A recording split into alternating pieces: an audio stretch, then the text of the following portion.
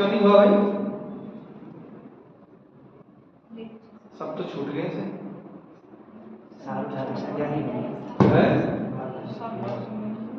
सार्वधातुक संज्ञा नहीं है तो लिट से सूत्र नहीं दिया है। आगे है आगे है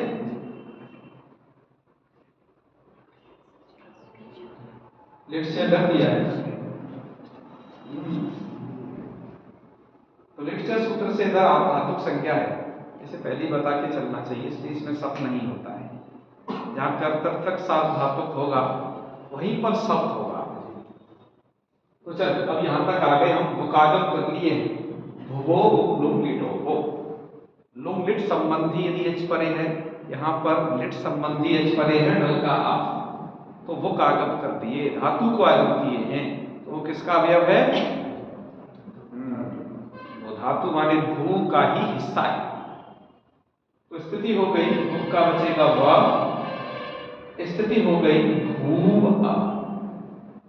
अब आइए यहां पर लिटी धातु अनभ्यास से सूत्र से द्वित्व करना है। सूत्र का अर्थ क्या है? लिटी परे अनभ्यास धात्वयवस्य एकाचः प्रथमस्य द्वेष्टः। इतना कह करके सांस लीजिए, क्योंकि यहां तक एक प्रकार की धातु के विषय में बात है। यदि धातु अजादी है तो दूसरी बात आगे अप्लाई होगी। ये दोनों बात एक साथ अप्लाई नहीं होगी। आदिभूतादचः परस्य तु द्वितीयस्य, आदिभूत अच से परे तो द्वितीय को। फिर कुछ कहा नहीं द्वितीय को क्या क्या होता है? द्वितीय को वो बोल लेना है अपने आप, इतनी सब कुछ नहीं बात लिखने वाले हैं, ठीक है? समझदार को इशारा काफी है। आदिभूतादचः परस्य तु द्वितीयस्य द्वित्वं भवति। तो फाइनली ये निकला कि भाई देखो लिट परे होना चाहिए, ये काम लिट में ही होगा।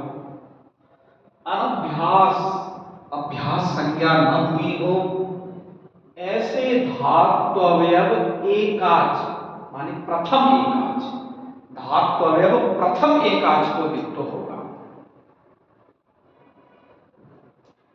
और आदिभूतादचः यदि धातु अजाती है, इसका मतलब भाई पहला नियम हलादि धातु विषयक है।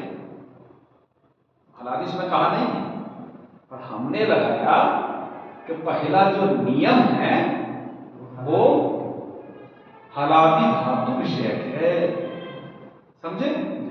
दूसरा नियम अजादि धातु विषयक है, ठीक है? तो फिर से सुनो, यदि धातु हलादी है और उसमें अनेक अच हैं, तो प्रथम एकाच को दिक्तो करिए, ठीक है?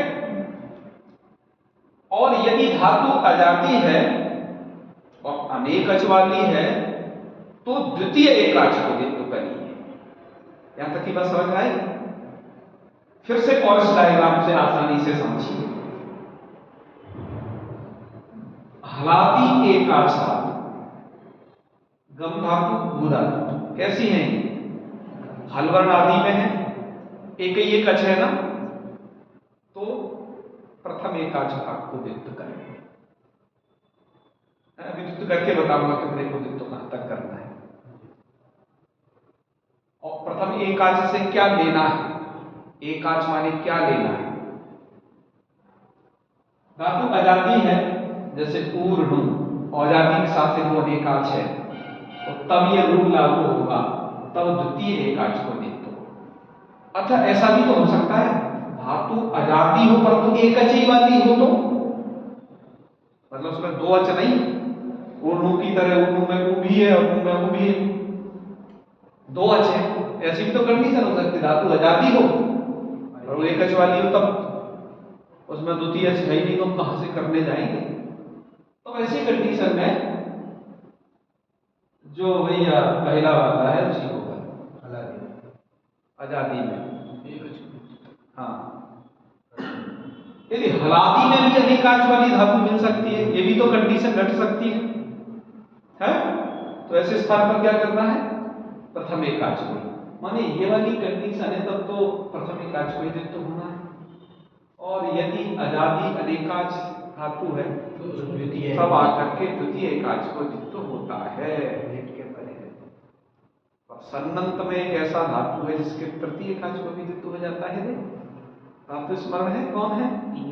हाँ चलो वो हाँ समझे ना।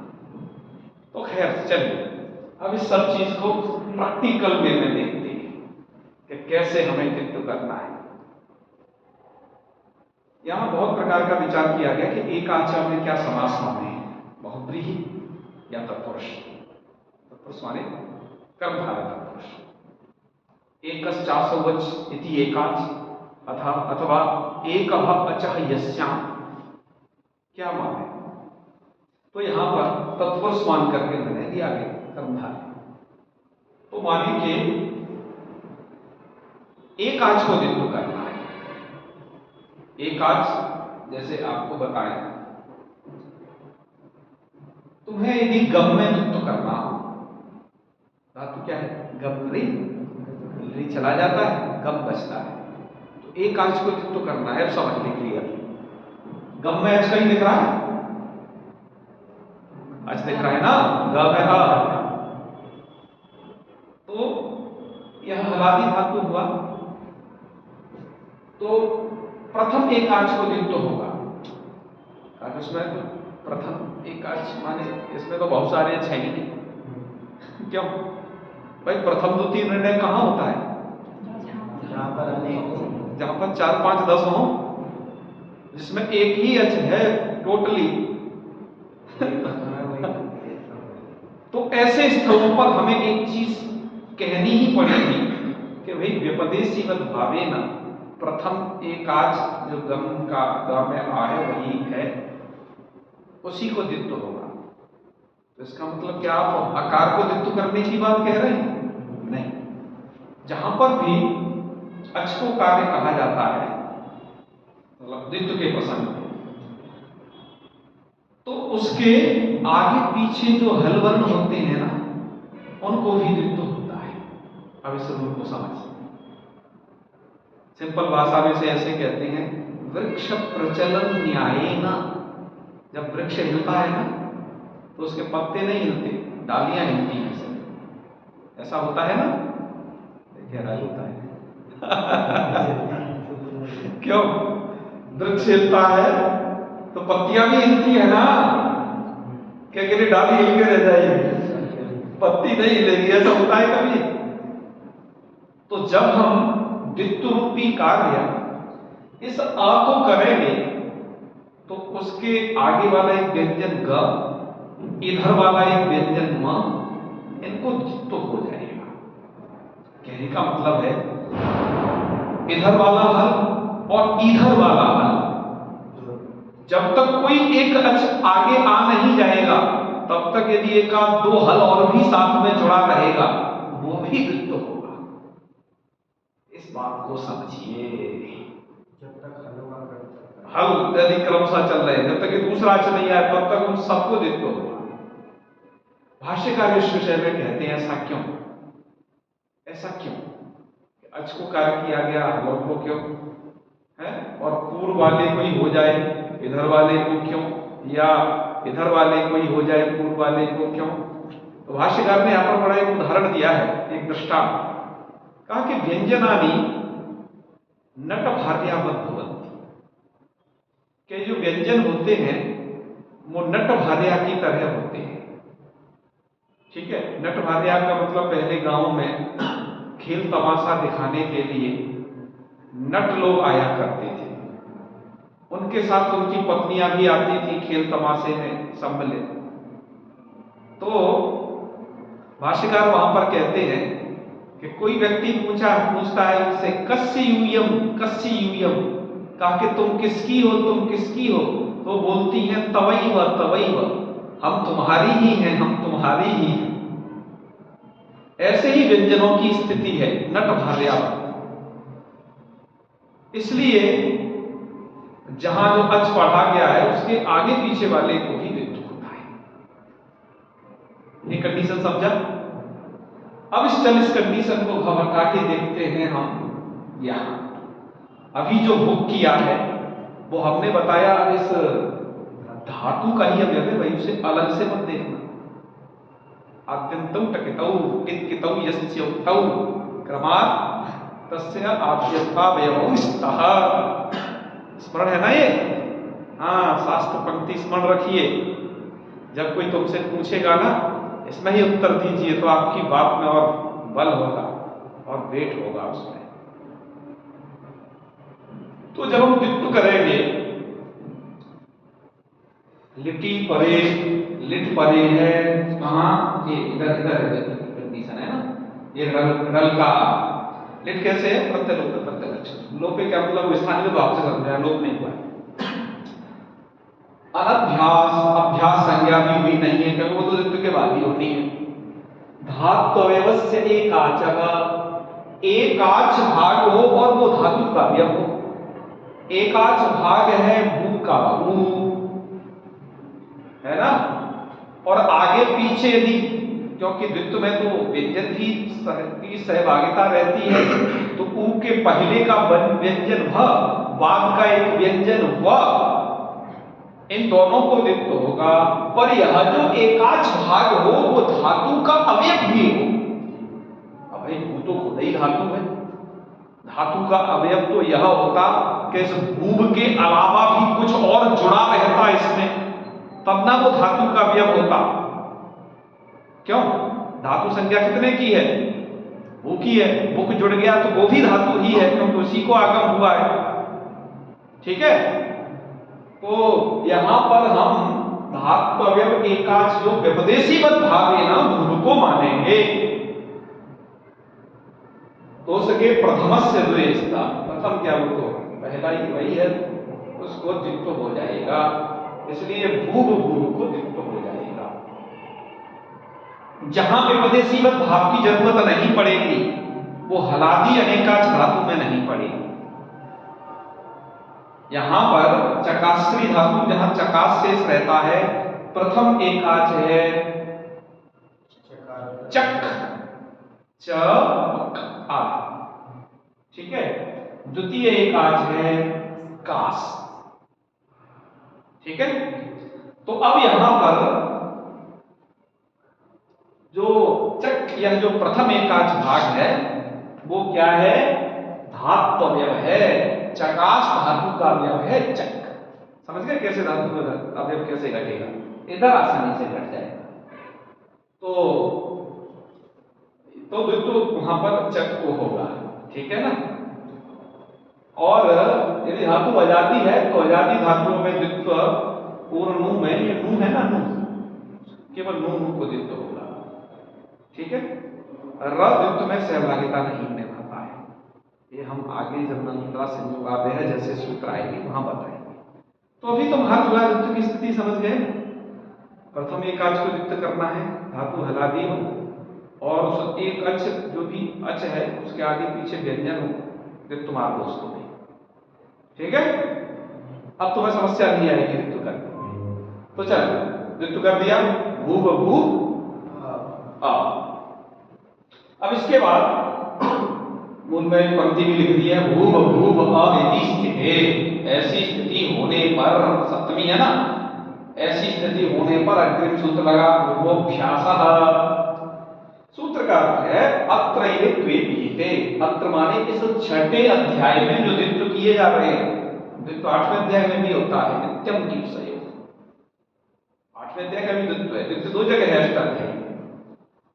तो भाई अत्र द्वे विहिते, इस छठे अध्याय में जिन्हें द्वित्व किया जाएगा, तयो हो पूर्वोभ्यास संज्ञा, उनमें से जो पहला वाला होगा वो अभ्यास संज्ञक होगा।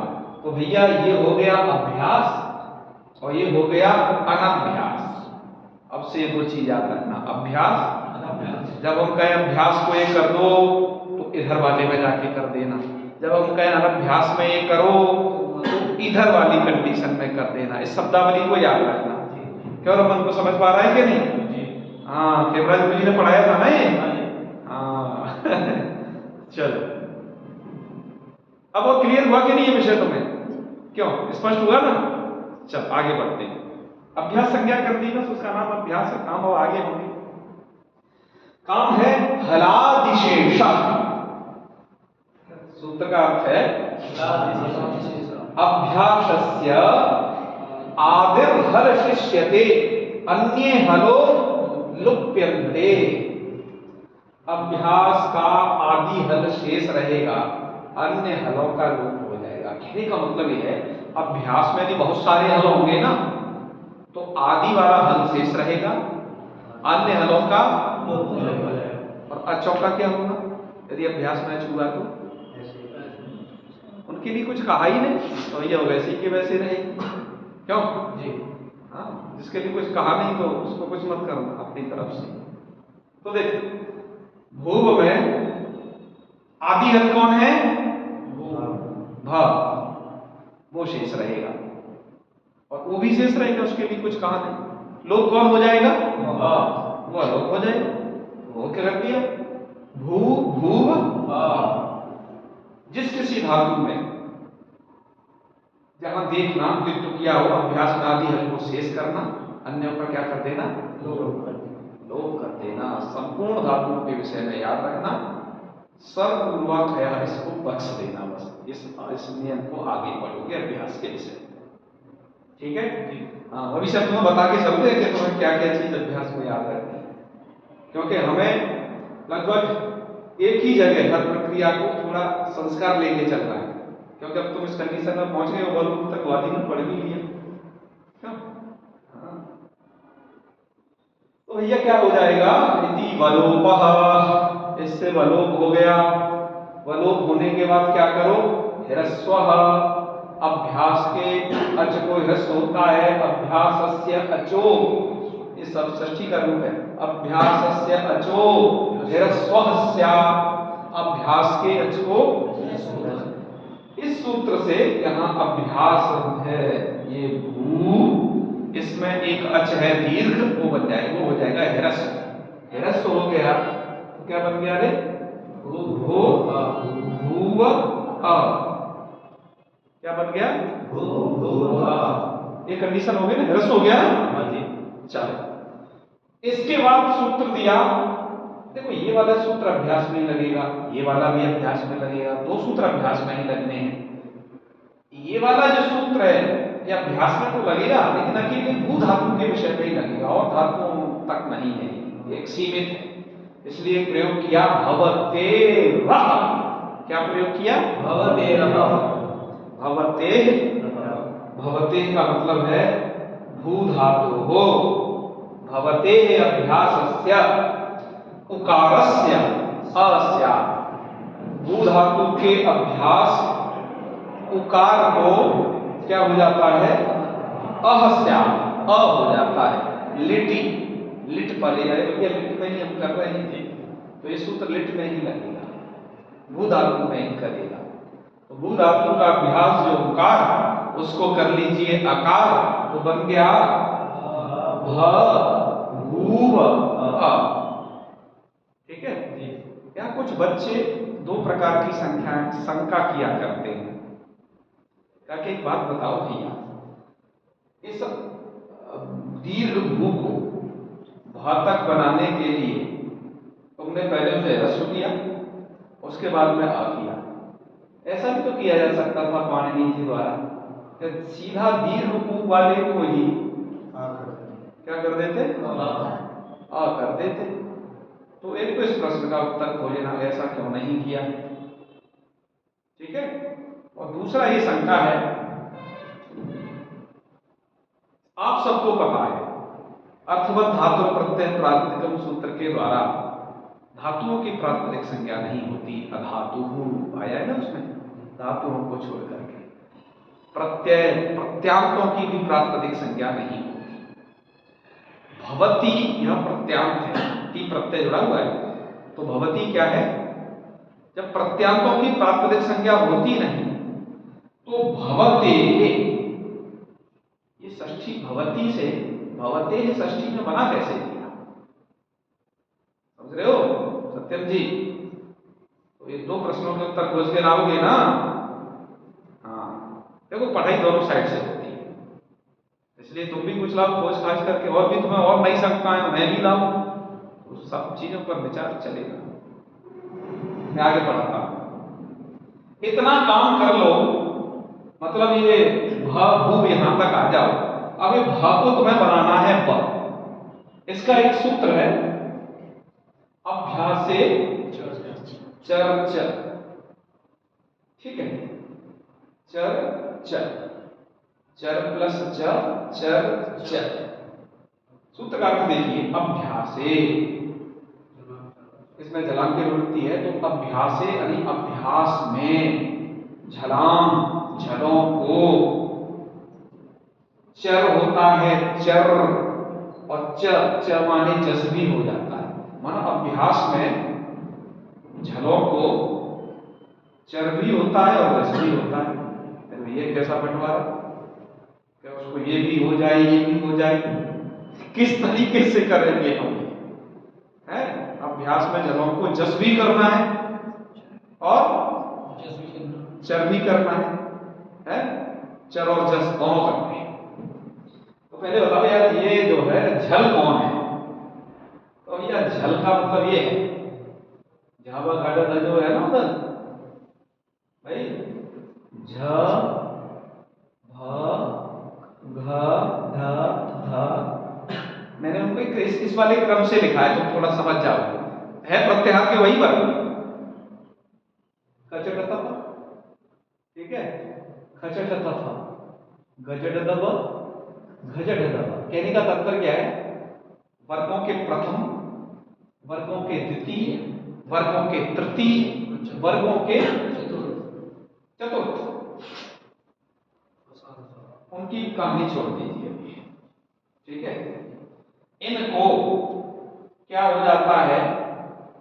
वर्गों के प्रथम, द्वितीय, तृतीय, चतुर्थ, माने पंचम छूटे, अंतस्थ छूटे, सलों को एक काव्य से छोड़ दिया, ठीक है।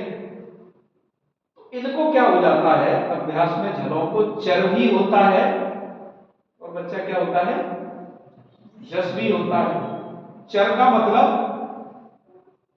ये चर है बच्चा, ये चर है। चर का मतलब च ट त कहां भाग गया? त क प, और श से छोड़ रखी है हमने, पहले बता दिया, उन्हें भी छोड़ रखी है। तो अभ्यास में झलों को ये चर भी होता है और जस भी होता है। कहने का मतलब है, ये क्या निकला मतलब, इसको बात को समझिए। अभ्यास में यदि वर्गों के प्रथम, द्वितीय, तृतीय और चतुर्थ अक्षर हैं, तो उनको तृतीय होंगे और उनको प्रथम होंगे। ये अभी समझो, अभी क्लियर नहीं और स्थिति आगे से नहीं, पर वो होंगे कैसे?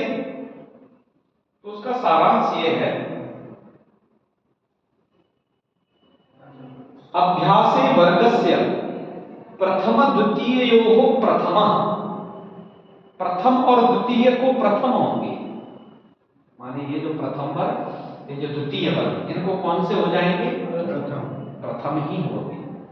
अभ्यास में यदि किसी भी धातु में प्रथम और द्वितीय वर्ण आ जाए, किसी धातु में, उसको और करना किस आधार पर?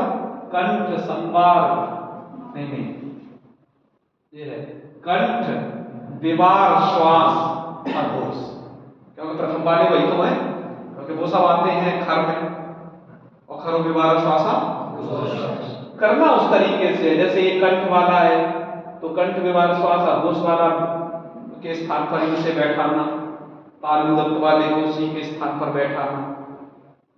तो प्रथम और द्वितीय के स्थान पर प्रथम वाले कर देना, और उसमें भी ये कंठ तालु होता है, इसको याद रखना। जैसे ख को करना है तो का करिए, और का को तो का होगा, क्लियर। छ को करना है तो चा करिए, और चा को तो चा, ठा को करना है और टा को टा होगा ही, था को ता में करना है और ता को ता, और ता को ता करना भी है, भले ही वो दिखे ना। सिद्धांत कौमुदी का इसके बारे में आगे पंक्ति लिखें, ताकोता करना जरूर है, भले ही वो तुम्हें दिखेगा नहीं कि हुआ, है ना। जैसे तुम जल में ऐसे पानी कुछ फेंक दो जल में, तो तुमने पानी फेंका है, कहा भी नहीं जा सकता फेंका है, लेकिन वो दिखता भी नहीं, क्यों? ऐसे ही रहेगा। फा को प कर लेना और पा को तो पा, ऐसे ही घ को ग कर लेना, ग को तो ग रहेगा ही धातु में स्थित होगा, झ को ज कर लेना, ड को ड, ध को द, कर लोगे ना, ये स्थिति रहेगी, तो इन्हें आप कर लीजिएगा। और यदि शॉर्टकट कहें 1 2 को 1 करिए, 3 4 को 3 करिए, इस तरीके से हमें व्यवस्था करनी है। अब सूत्र का अर्थ तो सरल हुआ, अभ्यास से झलाम, अभ्यास में झलों को चर भी होता है, जस भी होता है। कैसे होना है? कौमुदी का क्या लिखिए? अभ्यासे झसाम जसः खयाम चरः तत्रापि प्रकृति जसाम प्रकृति जसः, जो प्रकृति से जस है जबगढ़ उनको वही रहेंगे, प्रकृति चराम प्रकृति चरः, प्रथमों को प्रथम ही रहेंगे, प्रकृति से जो चर है उनको कौमुदी की पंक्ति है। इन्हें ऐसे समझा जा सकता है, ठीक है। चल भाई ऐसे करके भी देख लेते हैं। तुम्हारा ये भ है, तो वर्ग का कौन सा अक्षर है? तो चौथे वालों को क्या हो जाते हैं? तीसरे हो जाते हैं। तो ये भ वर्ग में आता है, और उसका तीसरा कौन है? भ का ओष्ठ, ब का भी ओष्ठ है, मिल जाएगा आराम से, तो ब कर दें। इसी नियम से हर धातु में घुसोगे ना, कोई समस्या नहीं बिल्कुल भी। तो देख ब भू ब मिला दे। अब ये वाली कंडीशन है ना, ये ब जिसमें बुक हुआ, धातु को लिप्त हुआ, और उसके बाद अभ्यास के कार्य हुए तमाम, अभ्यास से चर्च तक, ये बहूब तक इतना बना के तैयार है। उसके बाद आगे आओ प्रत्यय को घटाकर जोड़ के रूप बनाते हैं। चल उसके बाद बहु तस के स्थान पर जोड़ के रूप बना दे, सकार को विसर्ग कर दे, बहूवत बहूव जी, जी के स्थान पर कुछ हो जाता है, बताया ना, और रूप बना दो बहू, सकार को विसर्ग करना न भूलिएगा। बभूव प्लस था बभूव, यहां पर ये लिट सूत्र के कारण ये पूरा का पूरा जो लिट लकार के प्रत्यय हैं, ध्यान देना माधुरी, लिट के स्थान पर, लिट के स्थान पर 10 वालों से जो भी 9 के स्थान पर जो 9 हुए सबकी सार्वधातुक से तिंशित सार्वधातुक सार्वधातुक संज्ञा करता है, पर लिट से उसका बवाद है।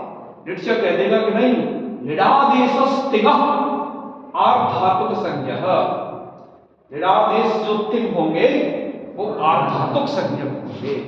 आर्धातुक संज्ञा होते ही सार्वधातुक संज्ञा के कार्य खत्म, आर्धातुक के चालू। आर्धातुक का कार्य क्या है? आर्धातुक शेड बना दे, अर्थ सुन रहा है ना, तो बलादे आर्धातुकस्य इडागमः स्यात्, बलादी आर्धातुक माने ऐसा आर्धातुक प्रत्यय यदि वो बलादी है, बलादी मतलब वल प्रत्याहार, वल प्रत्याहार में देखो भैया ह छूटता है, बाकी सब व्यंजन आते हैं, हाँ यह भी छूटता है, 2 छूटते हैं, और हा फिर से नीचे, हा क्यों छूटता है? यही छूटता है, हा तो नीचे आई गया, गड़बड़ा गए थे, यह छूटता है, हा तो नीचे आई गए, सभी व्यंजन आ जाते हैं। तो माने यह को छोड़ करके यदि कोई सा भी व्यंजन परे मिलेगा बस वो आर्धातुक संज्ञक होना चाहिए। आर्धातुक संज्ञा तो यहाँ लिट लकार के स्थान पर होने वाले प्रत्ययों की है। एक आश्रित लिंग में भी है, तिवादियों में कहीं आर्धातुक संज्ञा है इन तिवादी प्रत्ययों की या इनके स्थान पर होने वाले प्रत्ययों की, तो वो लिट में है और आश्रित लिंग में है। और थोड़ा थोड़ा कहाँ है इसको भी हम आपसे बताएंगे। तो इडागम कर लेना, ये धन का था बना दिया, आर्धातुक है ना पक्का, इडागम कर ले। तो बहु व ई थ मिला दे, बहु विधा अथुस मिला दे, बहु वधु और बहु व, बहु व, यहां पर भी डलता वही मिलेगा, बहु व बहु। अब ये भी बना दिया था है ना, क्योंकि यह छूटता है, बाकी तो सब आते हैं। आधातु संज्ञा के लिट लकार में सर्वत्र सभी प्रत्ययों की है या धातु संज्ञा, तो बभू विवाह कोई कठिन तो नहीं लगेगा, सब समझ में आ गए ना। चल ये कल यहाँ से आज इतना ही।